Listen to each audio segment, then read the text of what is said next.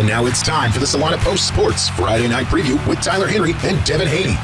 Welcome back in for another installment of the Salina Post Sports Friday Night Preview Show, presented by the good folks at Kansas Wesleyan. Tyler Henry joined now by Devin Hanney as we get set for a exciting Week 9. The high school football playoffs are finally upon us, and Devin, it feels like this has been kind of the impending date, right? It's been getting closer and closer, and now it's finally here. You win, you move on, you lose, your season is over. There's just nothing quite like elimination football here in November, is there? I'll put a little timeline in front of you so you understand the urgency. And this is not for you personally, Tyler. It's for everyone. 1 month from today, we will be starting high school basketball. So while you start basketball today with Kansas Wesleyan, as their crossover season starts, they have both basketball and football this weekend. High school basketball starts 1 month from today. That's the kind of sprint that we are in right now, and the games that we will see from here on out, including tonight and also a few last night, have a huge impact on everyone's season. It certainly does, and it also, with a lot of dual sport athletes can play a factor into that as well. But, before we even look at the games that took place last night, before we set the scene for you, I did want to go back and revisit Week 8 for just a moment, because it is important. You look at a lot of games that set, in some cases, whether teams made it to the playoffs or not, in some cases, whether or not they would get a chance to be at home. There were a lot of interesting scores across our area. We had three big winners. Salina Central might have come out as the biggest ones, Devin. They knocked off Goddard 52-24. That was a game that a lot of people figured that Goddard was going to come in and just kind of handle their business. Instead, they get routed. Let me tell you, if Central can play that way, Devin, they've got a shot to make a real run here. It was a welcome surprise from the Mustangs, right? I mean, we kind of went into that and thought, this should be a solid football game, but the role that Goddard had been on, I don't think that many people gave Salina Central a chance to win. Not only did they win, as you saw firsthand, they dominated that game. And I'm with you. That kind of looked like Salina Central Mustang football over the last couple of years. And if they can keep on that trajectory and just keep improving upon that, boy, they could put together a fun run here. Outside of Salina Central, Salina South fell to Mays 57-0. Abilene fell to Wamego 41-6. Chapman dropped their contest with Rock Creek 69-6. And then moving down to Class 2A, southeast of Saline, boy, they walloped the Ellsworth Bearcats 44-8, the final in that one. Minneapolis fell to Phillipsburg 21-36. Sacred Heart defeated Republic County 32-13. That earned them a home spot in the playoffs. They will be playing on the campus of Kansas Wesleyan here tonight. We'll talk more about that in just a moment. Solomon dropped their game with Little River 56-0. El Saline, boy, that was another game we thought was going to be a really tight contest. That was a state-ranked Central Plains team that the Cardinals had to face, and well, they just looked completely unfazed, Devin. 58-12 for their seventh straight victory. You want to talk about a team rolling into the playoffs with some momentum? How about the El Saline Cardinals? Yeah, El Saline, they've been on a roll, right? I feel like we say things about them every week, and it is, man, this El Saline team is playing some really good football. They're kind of doing the same thing they did last year. Lost their first game of the season, and now they're on a roll. And it's an impressive roll. The amount of competition, the level of competition that they have played this year has been impressive. They haven't had people on their schedule that are just cupcakes. They've rolled through some good teams, and they are ready for the playoffs, I'm sure. Well, and talk about getting it out of your system early. If you're going to lose one game, you might as well lose the first one of the year and then just, crush everybody else that you play. That's been the way that El Saline has been playing here this year. One of our area teams has already played in their Week 9 playoff game. Unfortunately, it was a loss for the Solomon Gorillas. They battled with Clifton Clyde, but they fell 45-0 in that one. But, Devin, it's a Solomon team that, it's interesting because you look at the way that team was made up. They only had 2 seniors on the roster this year. They only had a handful of juniors as well. It was mostly sophomores. This is a Solomon team that's been building for the future. They had a couple of good wins this year. You got to think they're going to be back and stronger each of the next 2 years. You cannot duplicate game experience and going through a season, just the experience of that, how to practice, how to play, how to build a culture. And you hear that word all the time. I think Solomon, maybe this year, they went through one of those learning experiences that we're going to see. We've already seen it here at the end of the year, right? I mean, they finished strong. And you mentioned just 2 seniors, a couple of juniors. You have some underclassmen now that have built experience. They got some wins here at the end of the year. That to me is the most positive thing, because now there's not a negative winless feeling where you go into the off season and it's, kids have a lot of going on. It is, do I really want to play football? Do I want to focus on something else? I mean, let's be honest, that kind of suck, those kind of feelings in your head. Now you have some positive momentum, and you can have a coach and some players that take that experience that is invaluable and build it to next year. We always give every single matchup for every single week, but normally we just kind of run through all of them. I wanted to do something a little bit different. We'll continue doing this throughout the playoffs, but we're actually going to take at least a brief look at every single matchup that is going on in the state of Kansas in our area. Again, we have 11 area teams. 2 of them have been eliminated already. Chapman did not qualify for the state tournament bracket, so they do play a game tonight, but it will not count for seedings. But in games that matter, and I'm going to start with one of the most interesting ones in our area, Devin, Salina Central will be on the road. They go to Mays South. Here's what makes this a little bit spicier, though. Central comes into this game at 4-4. Mays South comes in at 5-3. Central, though, is on a bit of a run here. You got to remember, they won that game against Goddard last week. They've got momentum. Mays has lost 3 games in a row. It feels like this is the time to strike if you're Central. It really does. And if Salina Central wins this game, they already know their opponent. That was a game that happened last night. Goddard Eisenhower beat Emporia really handily. It was 55-10. That will be Central's opponent in the next round. So they already know who their opponent is going to be next week. If they can get through this first round here tonight, I think Central's got a good shot tonight, Tyler. Well, and the thing with Central, too, we've heard it. We talked from Coach Sambo before the game last week. He said, look, there have been times where our offenses look really good. There have been times when our defenses looked really good. Last week was the first time that we saw both of those units playing together in unison. If they can do that, look out. They might be primed to make a run. One game that we probably won't spend too much time talking about, but again, Salina South, they did break that long 30-game losing streak. They will be at Hutch, though, and that is a Hutch opponent that beat them 47-0 earlier this season. They have to go on the road. Obviously, long odds for Salina South, but you still got to feel like that team took a step in the right direction this year, no matter what happens tonight. Again, positive momentum, right? You talk about 30 games on a streak, no matter if it's winning or losing. That's a long time. You break that trend, now some positive momentum. They can feel like, again, under a first-year head coach, that they're doing the right things, they're moving in the right direction. That will help build their offseason. Moving down to the NCKL, we've got a matchup between Abilene, who comes in at 3-5 this season. They will be on the road at McPherson. And that's a McPherson team that I think is a little bit better, maybe even a lot better than what their schedule might indicate. That is a 4-4 McPherson squad, but they have played a brutally tough schedule. Make no mistake, this is going to be a tough one for the Cowboys. A few years ago, since McPherson moved to 4A, and we kind of went through all those classifications, and that's not just in football, that was in all sports. They've kind of been the Achilles heel of Abilene. It doesn't matter if it's volleyball, boys basketball, girls basketball, football. They have been the cross to bear, so to speak, for the Abilene Cowboys, and Abilene will have to do that again tonight to try to get by the Bullpups. Another matchup that I think, you look at it on paper and you think, okay, this might be one where one of our area teams cruises to a victory, and obviously we hope that's what ends up happening, but I don't know, Devin. I want to push back on that just a little bit. Ellsworth comes into their matchup this week. They have lost 3 games in a row, but they still post a very strong record. They come in at 5-3. They play a Hoisington team that I think you and I both looked at early in the year and said, oh boy, what happened to the Hoisington Cardinals? Well, whatever happened to them early, they figured it out here late. They've now won 4 of their last 5 games. They have won 3 in a row, so they've got the opposite streak going as what Ellsworth does. This game will be in Ellsworth, but if you're the Bearcats, you got to be awfully careful here this week. This Hoisington team battled injury bug early on in the season. Those guys have started to come back, and they've been coming back over the last 3 weeks. Hoisington's schedule this year, though, has been really, really weak. They were able to win their district, so that puts them now against an Ellsworth team who I was impressed with, even though they did not get the result they wanted last week against Southeast of Saline.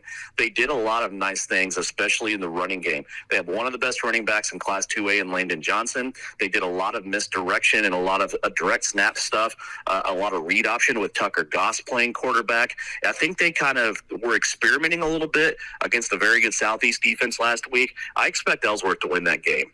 I do too. We'll see how it shakes out, and obviously we'll keep you updated on all the scores and happenings. You can follow us on Twitter at @SPostSports for all the latest there. But another good NCAA matchup that is actually a battle of NCAA teams. It sees Minneapolis on the road at Beloit for a rematch of a game that went Beloit's way earlier this year, but 27-13. I think it was a closer game than a lot of people expected. That's a Minneapolis team that always feels like they have a puncher's chance with Owen Just, right? Yeah, they're skill players. I've said it all year. Their skill players are good. They create havoc. They can make some interceptions. The problem with that being is Beloit, if they choose not to throw, most of the time they don't have to. Their strength is in their running game. That's what they're going to count on with Rex Rowe running the ball. He's going to carry it 30, 40 times, whatever's necessary. And Beloit this time of year, I don't care what kind of team they have in the regular season, they see the calendar, it turns to November, and it's go time for the Beloit Trojans. I think Beloit will probably win that one easily.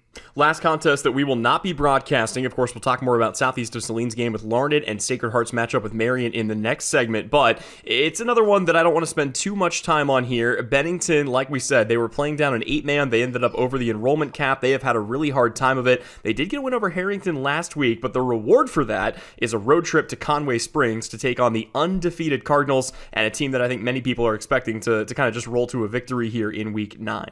That is a look at all the games that are taking place outside of our Salina Post Sports Network broadcasts here this Friday night. We'll take a quick break, but when we come back, we'll break down those matchups I mentioned just a moment ago. We'll also take a deeper look at a couple of these state brackets, and we'll let you know what's going on in the world of Kansas Wesleyan. That and more when we return. It's the Salina Post Sports Friday Night Preview Show. It's brought to you by Kansas Wesleyan.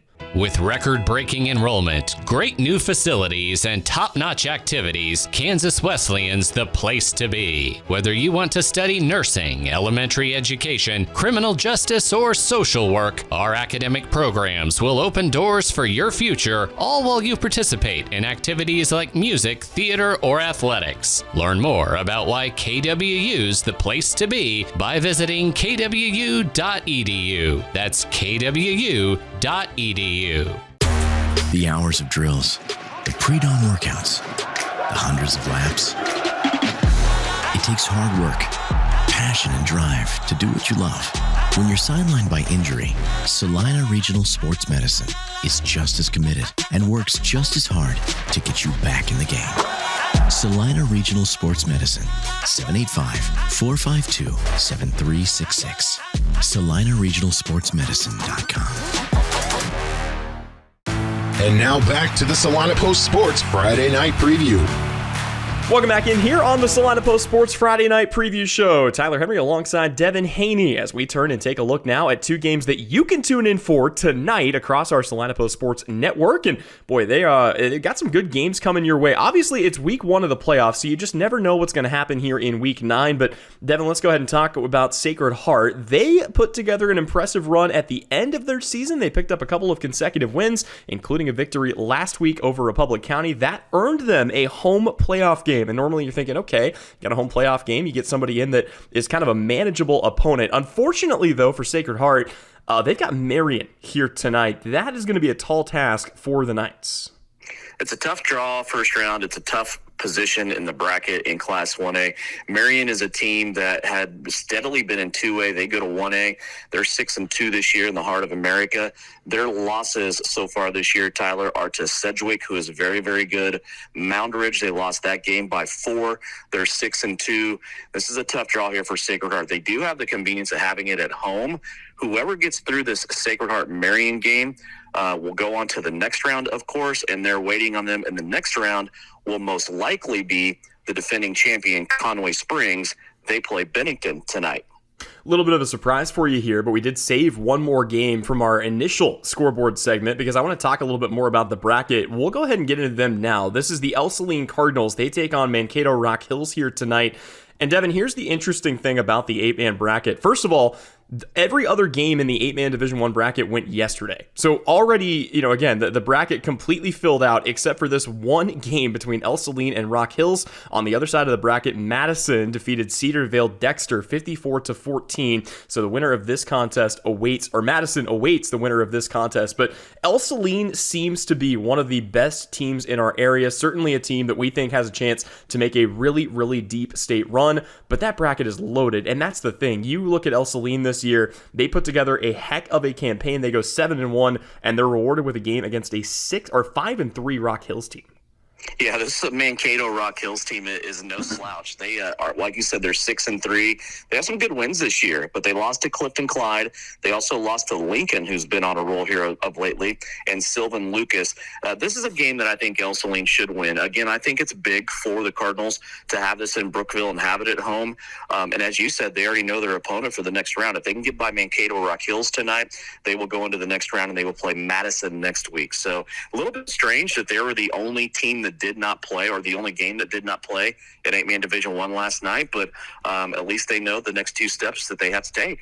Well, and speaking of next steps that they have to take, you look at the bracket, El Saline actually ended up snagging the 2 seed on this side of the bracket, but boy, Boy, it is another one of those situations. You look at the difference between East and West in 8-man Division 1. A lot of the best teams in the state are lining up on the same side here as Ellsworth. Fortunately for them, though, it's a couple of familiar faces. It's a Clifton Clyde team that got by Solomon this week. They are probably going to be expected to beat Oswego and move on to the following round. So if El Saline can get by, again, Rock Hills and then Madison, they might take on Clifton Clyde. And then, Central Plains, Little River, and West Elk. You can throw Chase County, who beat Sedan 50-0 in there as well.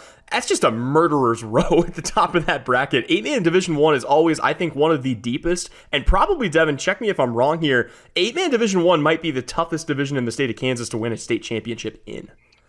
8-man Division 1, and I've also seen a lot of people around the state, too, talk about how deep Class 2A is this year. Class 2A, Class 3A are always extremely deep. 2A even more so this year in the East than in the West. But, yeah, that 8-man Division 1 is always just – it is a coin flip when you get past the first round, it seems like. Well, and speaking of 2A, boy, you led me right into it here, but let's go ahead and talk more about the team that I think many people in our area think of the teams in our area has the best chance to make the deepest run, southeast of Saline. They come in undefeated. They're 8-0. They are coming off of a fourth consecutive undefeated regular season under head coach Mitch Gebhardt. They will take on the Larned Indians here in week number 1. And before we look a little bit more at the bracket, Devin, you'll have the call on that game here tonight. Your thoughts on Southeast matchup with the Larned Indians? For the first time ever, southeast of Saline comes in, and they know that they have a spot for their games. From here on to however long the season lasts, they will be at home. They'll be at southeast of Saline. They are almost untouchable at Steve Fritz Field. They haven't lost a regular season game since October of 2019 when they lost to Riley County that year. Other than that, they have only lost one home game. Scratch regular season, one home game in regular season and playoffs. The only game that they have lost since 2019 at home was to Andale in the playoffs. So that is impressive in itself. Mitch Gebhardt wanted to be at home. They captured the number 1 seed in the West. That is where they will be until they would have to go to Hutchinson for the Friday after Thanksgiving if they make it that far.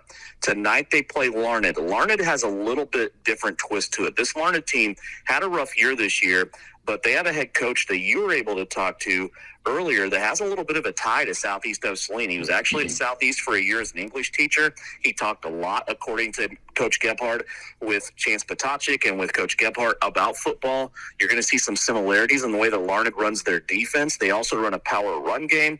The Indians come in there tonight. They have their work cut out for them. Southeast of Saline is on a roll.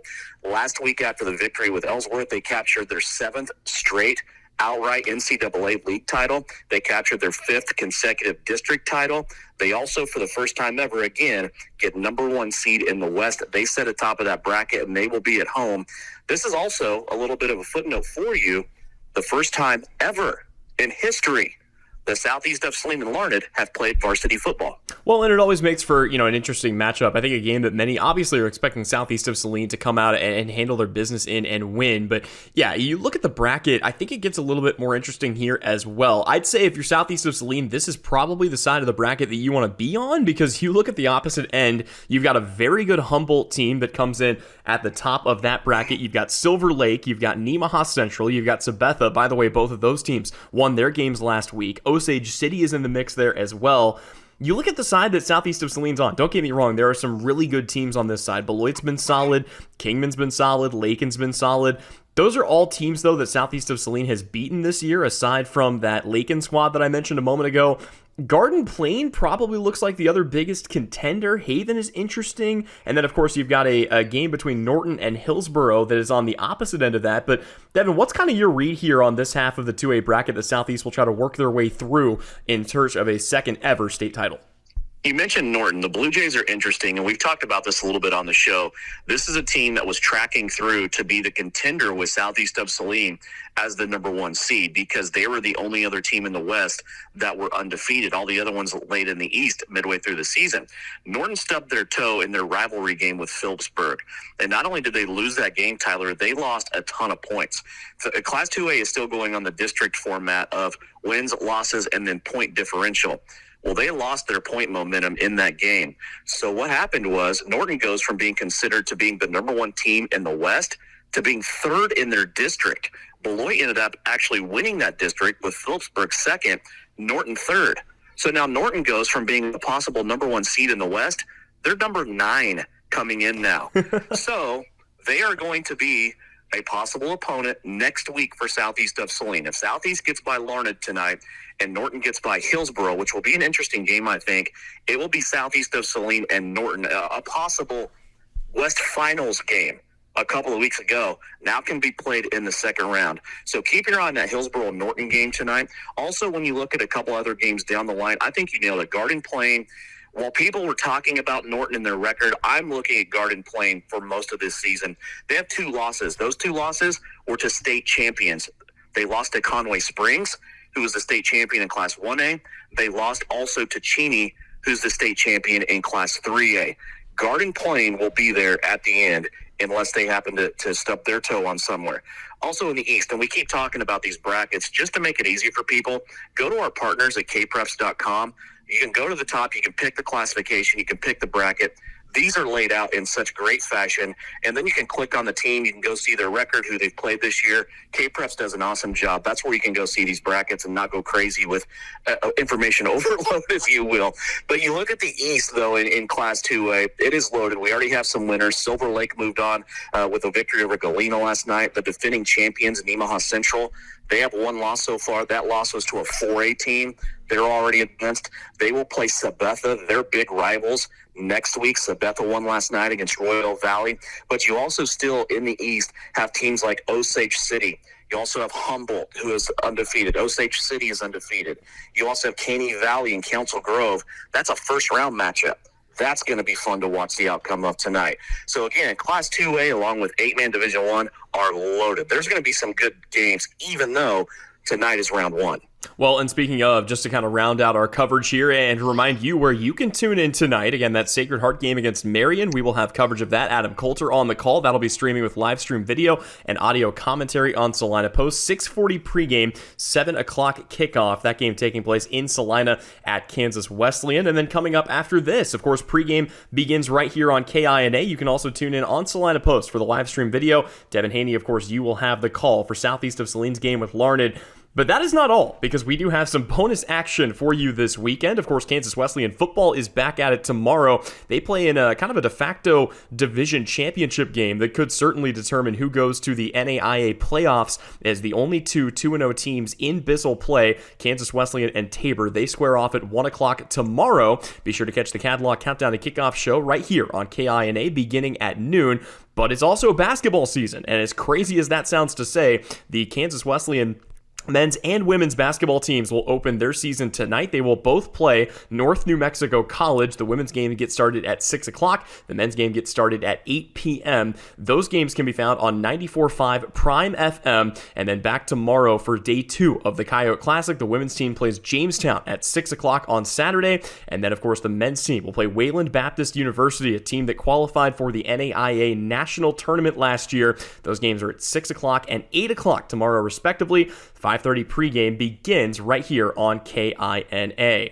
That's a rundown of all of our coverage, and that'll just about do it for the Friday night preview show here on Salina Post Sports, presented by Kansas Wesleyan. We'll step away, but when we come back, it's the L&L Advisors Countdown to Kickoff show for Southeast of Saline football. The playoffs begin next. Southeast and Larned right here on KINA. The Bennington State Bank proudly supports local sports and wants each student to know that their hard work and talent is noticed and appreciated. At Bennington State Bank, they care about local communities and are committed to fostering long-term relationships through the delivery of excellent customer service, integrity, and fairness. From helping local businesses to supporting community youth and nonprofits to helping you purchase your dream home or invest in your future, Bennington State Bank is here to help. Give them a call to experience exceptional banking with hometown service. Bennington State Bank, your trusted hometown bank. Member FDIC.